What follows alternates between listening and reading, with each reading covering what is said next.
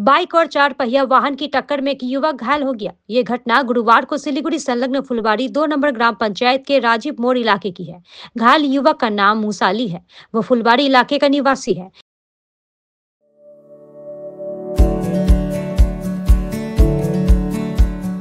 Pampered, not just a hospital, but a mother.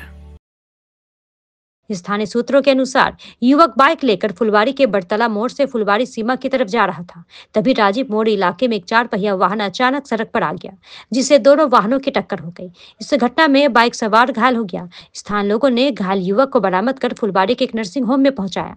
खबर मिलने के बाद फुलवाड़ी हाईवे ट्रैफिक चौकी और न्यू जलपाईगुड़ी थाना की पुलिस मौके पर पहुंची। पुलिस ने हादसे में शामिल दोनों वाहनों को बरामद कर घटना की जाँच शुरू कर दी है।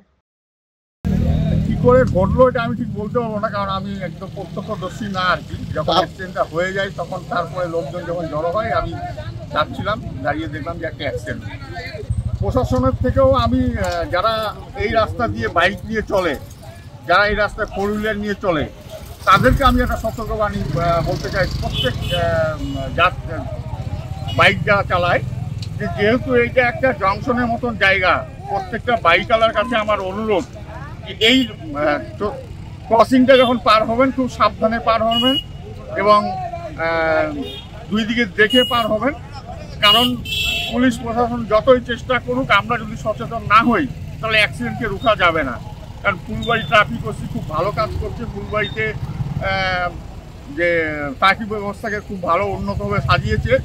তবুও এই দুর্ঘটনাটা হচ্ছে অপ্রত্যাশিত দুর্ঘটনা, কখনো কাম্য নয়। আমি আমাদের যারা বাইক চালায়, যারা 4 হুইলার চালায়, তাদেরকেই সতর্কবার্তা দিতে চাই যে আপনারা এই মোড়টা যখন ক্রস করবেন খুব দেখে শুনে, খুব লক্ষ্য রেখে রাস্তা পার হবেন, যাতে এই ধরনের ঘটনা আগামী দিন আর না হয়।